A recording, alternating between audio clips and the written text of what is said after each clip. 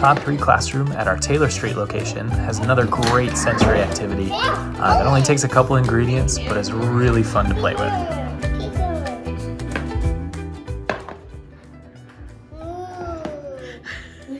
We've already talked about a lot of the benefits of sensory play in previous episodes, but another one that I learned recently was that it can actually reduce biting in toddler classrooms.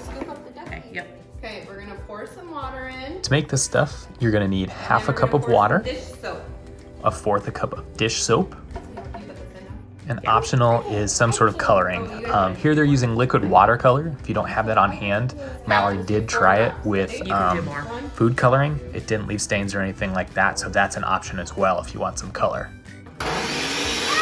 Last thing you do is blend it up until it reaches the desired consistency you want. If you want something kind of thick and foamy, something that they'll be able to play with and shape a little bit. You saw here that it doesn't take too long to get to the point you want it at. I don't know, maybe 20 seconds. Not too long at all. Okay, let's go. Oh, look at the cool colors. Yeah. It's pink. Pink and orange. That looks my hair. You guys want to touch it? It makes a shaving cream-like consistency. Yeah. I do like it. So like Mallory said there, that blender really whips a bunch of air into those bubbles there, makes some really fine bubbles, and makes a nice smooth consistency that's a lot of fun to play in. It smells really nice too, which is good. And it's definitely unique looking, which really draws the kids in. Give them a variety of scooping implements, whether that's shovels or spoons like this, allows them to mix up the colors, have a lot of fun, and keeps them engaged for longer. If you have a really young one at home, a great idea is to put some of this stuff in a Ziploc bag. You can see they tape the top of that, but that still allows them to play with it and manipulate it and squish it around while still staying safe and making sure they don't put it in their mouths.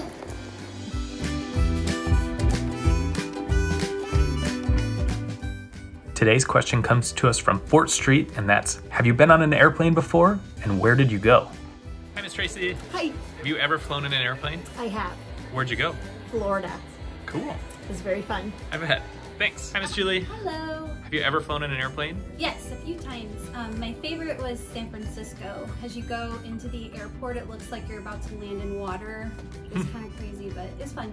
Cool. Yeah. Hello. Thanks. Hi. Have you ever flown in an airplane? Yes, I have. Where'd you go? To Portland, Oregon for a wedding. Nice. Hi, Miss Shannon. Hi. Have you ever flown on an airplane? I have. When my brother was first deployed, Aunt and I went to North Carolina for 3 months. Cool. That was 16 years ago. Thanks. Miss Jensen. Hi. Have you ever flown in an airplane? I have. Where'd you go? Arizona. Nice. Hi, Miss Tracy. Hello. Have you ever flown on an airplane? Yes, to many states, but my favorite would probably be the one to California to see my brother. Nice. Hi, Miss Liza. Have you ever flown on an airplane? Not since I was 11 months old. Where'd you go? I think it was Maine and San Francisco. Okay, thanks. Hi friends, I've been on an airplane before. The longest flight I've gone on was to Europe for my honeymoon. And since my mother-in-law I know watches these and she helped pay for it. Thanks again, Cindy. Hi, Miss Sarah. Hello. Have you ever flown on an airplane? Yes, I have. Where'd you go? I went to Texas. Where in Texas? I went to Galveston, Texas, and the beach side of Texas. Nice. Hi, Miss Judy. Hello. Have you ever flown on an airplane? Yes, I have. Where'd you go? We went down to Florida. We went to Disney World. Nice. It was awesome. That sounds great. My kids were kind of afraid that I would freak out because I've never been on a plane until then. So I was like in my 50s before I rode on an airplane, but it was very fun, and I've done it a couple more times. So awesome. It's great. Thanks.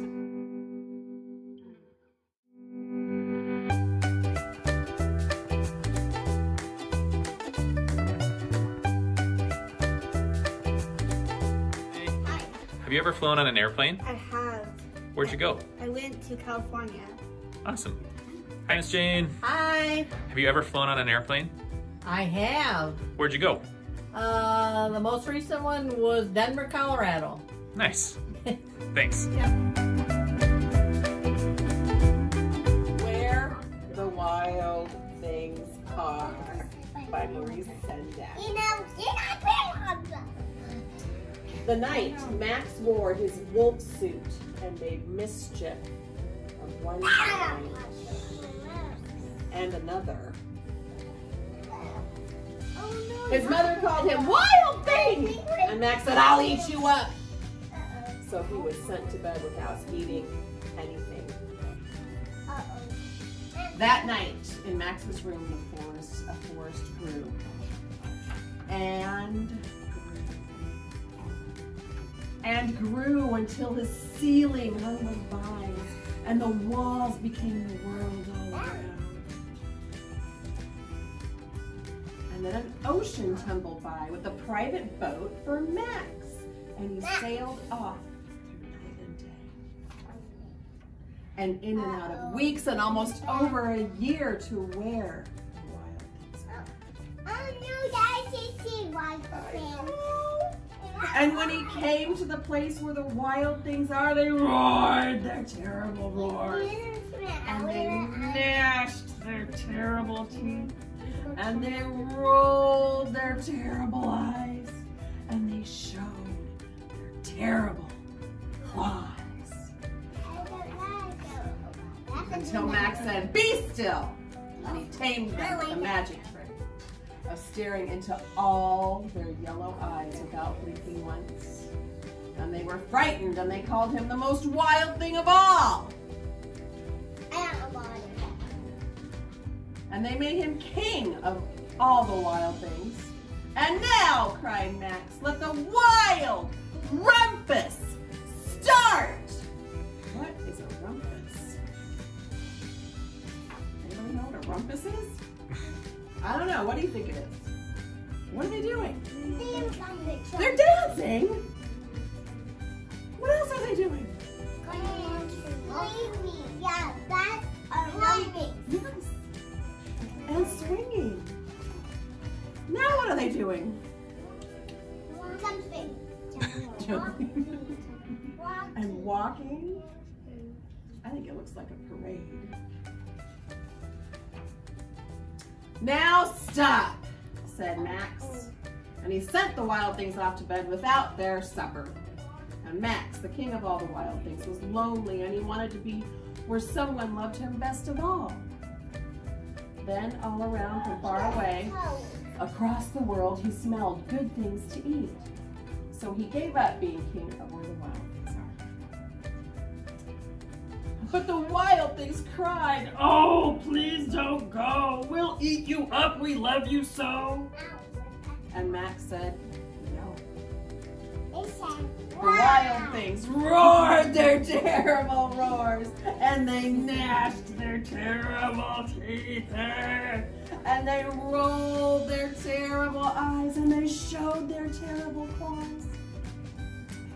But Max stepped into his private boat, and he waved goodbye. And he sailed back over a year, and in and out of weeks, and through a day. And into the night of his very own room, where he found his supper waiting for him. Mom gave him supper, and it was still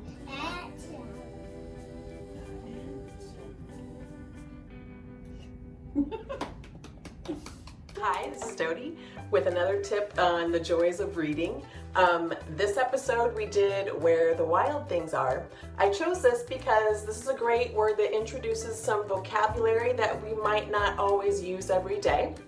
Statistics show that kids learn more words from reading books than they do just having conversations with their peers or with adults, because we tend to kind of use the same words all the time. Books introduce different words. So in this one we had right off the bat the word mischief. Most kids would say, oh, if you're being mischievous, you're being naughty, or they're not good, or but most kids don't know that word. It's not a word that we use every day. Usually when I read this book, I will stop reading and ask the children about what that word means, and a lot of times they don't know, and we'll talk about it. When you find a word in these books that you're like, maybe my kid doesn't know what that means. It's a word describing something. It's a great way to stop and ask your child, what does that word mean?